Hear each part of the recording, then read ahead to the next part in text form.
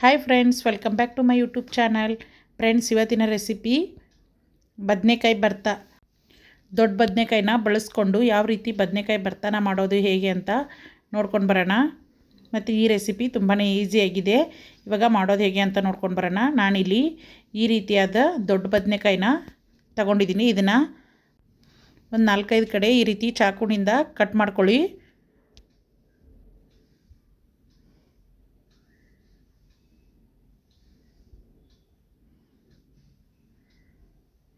ನೋಡಿ, ಈ ರೀತಿ ಕಟ್ ಮಾಡಿಕೊಂಡು ಇವಾಗ ಇದಕ್ಕೇ ಒಂದು 5-6 ಹಸಿಮೆಣ್ಸಿನ್ಕಾಯಿ ಮತ್ತು 1 ಗಡ್ಡೆ ಬೆಳ್ಳುಳ್ಳಿನ ಸಿಪ್ಪೆ ತೆಗೆದಿಟ್ಕೊಂಡಿದ್ದೆ. ಅದನ್ನು ಇದಕ್ಕೆ ಹೋಲ್ ಮಾಡ್ಕೊಂಡಿದ್ವಲ್ಲ, ಅದಕ್ಕೇ ಈ ರೀತಿ ಒಂದು 4-5 ಹಸಿಮೆಣ್ಸಿನ್ಕಾಯಿ ಮತ್ತು 1 ಗಡ್ಡೆ ಬೆಳ್ಳುಳ್ಳಿನ ಸಿಪ್ಪೆ ಸೆಳೆದಿಟ್ಕೊಂಡಿದ್ದೆ. ಇದನ್ನು ಈ ರೀತಿ ಹೋಲ್ ಮಾಡಿದ್ವಲ್ಲ ಬದನೆಕಾಯಿನ, ಅದಕ್ಕೇ ಮೆಣಸಿನ್ಕಾಯಿ ಮತ್ತು ಬೆಳ್ಳುಳ್ಳಿನ ಸೇರಿಸ್ಕೊಳ್ಳಿ. ನೋಡಿ, ಎಲ್ಲ ಮೆಣಸಿನ್ಕಾಯಿ ಮತ್ತು ಎಲ್ಲ ಬೆಳ್ಳುಳ್ಳಿನ ಇದೇ ರೀತಿ ಸೇರಿಸ್ಕೊಳ್ಳಿ.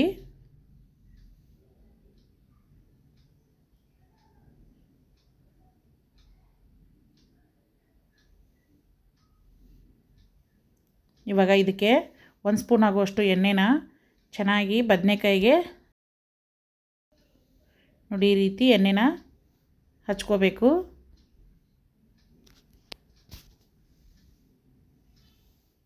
ಇವಾಗ ಗ್ಯಾಸ್ ಆನ್ ಮಾಡಿ ಗ್ಯಾಸ್ ಮೇಲೆ ಇಟ್ಕೊಳ್ಳಿ. ಒಲೆ ಇದ್ದರೆ ಒಲೆಯಲ್ಲಾದರೂ ಸುಟ್ಕೋಬೋದು. ನಾನಿಲ್ಲಿ ಗ್ಯಾಸ್ ಮೇಲೆ ಸುಟ್ಕೊಳ್ತಾ ಇದ್ದೀನಿ.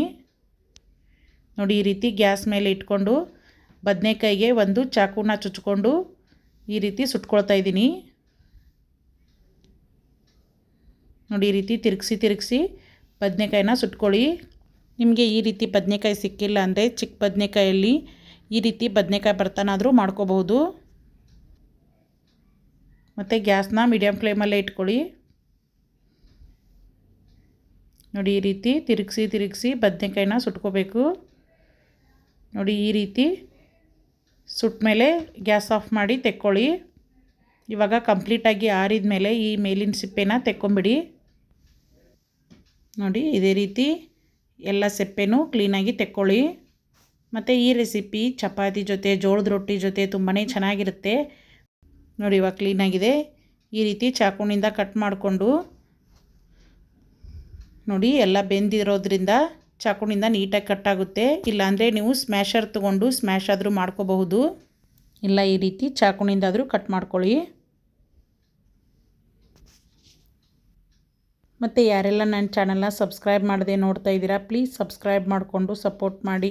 ಪಕ್ಕದಲ್ಲಿರೋ ಬೆಲ್ ಬಟನ್ ಮೇಲೆ ಕ್ಲಿಕ್ ಮಾಡಿ, ಆಲ್ ಅನ್ನೋ ಆಪ್ಷನ್ ಮೇಲೆ ಕ್ಲಿಕ್ ಮಾಡ್ಕೊಳ್ಳಿ. ಇದೇ ರೀತಿ ಹೊಸ ರೆಸಿಪಿನ ಶೇರ್ ಮಾಡ್ತಾ ಇರ್ತೀನಿ. ಇವಾಗ ಇದನ್ನು ಕಟ್ ಮಾಡಿ ಸೈಡಲ್ಲಿ ಇಟ್ಕೊಂಡು ಇವಾಗ ಒಂದು ಗ್ಯಾಸ್ ಆನ್ ಮಾಡಿಕೊಂಡು ಒಂದು ಬಾಣಲೆನ ಇಟ್ಕೊಂಡಿದ್ದೀನಿ. ಇದಕ್ಕೇ ಒಂದು 2-3 ಟೇಬಲ್ ಸ್ಪೂನ್ ಆಗುವಷ್ಟು ಎಣ್ಣೆನ ಹಾಕ್ಕೊಂಡಿದ್ದೀನಿ. ಎಣ್ಣೆ ಕಾದ್ಮೇಲೆ ಸಾಸಿವೆ, ಜೀರಿಗೆ ಹಾಕ್ಕೊಂಡು 1 ಈರುಳ್ಳಿನ ಚಿಕ್ಕದಾಗಿ ಕಟ್ ಮಾಡಿಕೊಂಡು ಸೇರಿಸ್ಕೊತಾ ಇದ್ದೀನಿ. ಮತ್ತು 1 ಕಡ್ಡಿ ಕರಿಬೇವನ್ನ ಇದಕ್ಕೆ ಹಾಕ್ಕೊಂಡು ಚೆನ್ನಾಗಿ ಫ್ರೈ ಮಾಡ್ಕೊಳ್ಳಿ.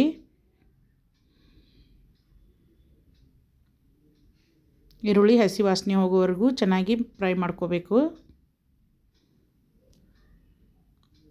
ಮತ್ತು 1 ಟೊಮಾಟೋನ ಈ ರೀತಿ ಚಿಕ್ಕದಾಗಿ ಕಟ್ ಮಾಡಿಕೊಂಡು ಹಾಕ್ಕೊಂಡು ಮಿಕ್ಸ್ ಮಾಡ್ಕೊಳ್ಳಿ. ಮತ್ತು ಮೆಣಸಿನ್ಕಾಯಿ ಮತ್ತು ಬೆಳ್ಳುಳ್ಳಿನ ಈ ರೀತಿ ಜಜ್ಜಿ ಇದಕ್ಕೆ ಸೇರಿಸ್ಕೊಂಡು ಮಿಕ್ಸ್ ಮಾಡ್ಕೊಳ್ತಾ ಇದ್ದೀನಿ. ರುಚಿಗೆ ತಕ್ಕಷ್ಟು ಉಪ್ಪು ಮತ್ತು 1 ಚಿಟಿಕೆ ಆಗುವಷ್ಟು ಅರಿಶಿನ ಪುಡಿನ ಹಾಕ್ಕೊಂಡು ಚೆನ್ನಾಗಿ ಮಿಕ್ಸ್ ಮಾಡ್ಕೊಳ್ಳಿ.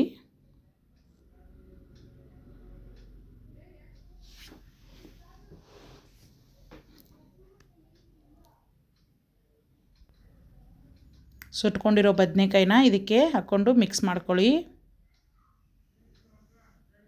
ಬದನೆಕಾಯಿ ಮತ್ತು ಈರುಳ್ಳಿ ಚೆನ್ನಾಗಿ ಮಿಕ್ಸ್ ಆಗೋ ಹಾಗೆ ಮಿಕ್ಸ್ ಮಾಡ್ಕೊಳ್ಳಿ. ಮತ್ತು ಈ ರೆಸಿಪಿಗೆ ಜಾಸ್ತಿ ಏನು ಟೈಮ್ ಹಿಡಿಯೋದಿಲ್ಲ. ಒಂದು 5 ನಿಮಿಷ ಇದ್ದರೆ ಸಾಕು. ತುಂಬಾ ಟೇಸ್ಟಿಯಾಗಿರೋ ಬದನೆಕಾಯಿ ಭರ್ತಾ ರೆಡಿಯಾಗೋಗುತ್ತೆ.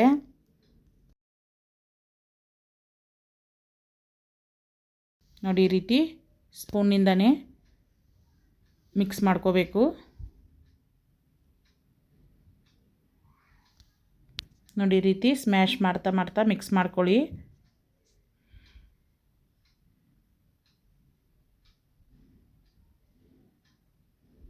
ಈ ರೆಸಿಪಿ ಚಪಾತಿ ಮತ್ತು ಜೋಳದ ರೊಟ್ಟಿಗೆ ಸೂಪರ್ ಕಾಂಬಿನೇಷನ್ ಅಂತಲೇ ಹೇಳ್ಬೋದು. ನೀವು ಒಂದು ಸಾರಿ ನಿಮ್ಮ ಮನೇಲಿ ಟ್ರೈ ಮಾಡಿ.